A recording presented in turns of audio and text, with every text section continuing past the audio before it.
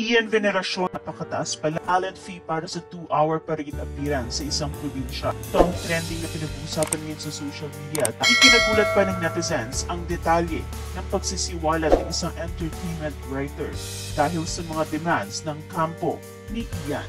Narito ang detalye.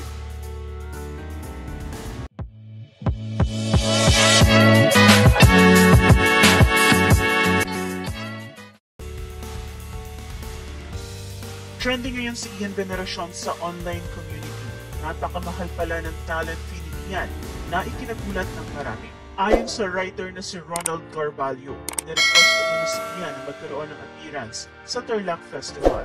Ito ay magaganap sana nitong buwan ng Enero 2024. Ang gagawin lang daw ni Ian, sasakay siya sa float at kaway-kaway ang gagawin habang bumabarada. Ang singil umano ng road manager ni Ian ay 500,000 pesos sa unang 2 oras. Pero pag lumagpas, halimbawa another hour, kailangan may dagdag na bayad na 100,000 pesos per hour. May kondisyon din na ibinigay ang road manager ni Ian na kung sakaling may ibang artista na kasama sa parade, dapat sasakay sila sa ibang float at hindi isasama sa float ni Ian. Sa negosasyon, dapat 50% down payment upon contract signing at bago umano sumampa sa float ng aktor, dapat fully paid na. Tila na-disappoint ang organizer ng Tarlac Festival sa demand ng kampo ni Ian. Ayon kasi sa nasagap ni Carvalho, papayag na sana ang client sa 500,000 pesos na talent fee kahit mahal.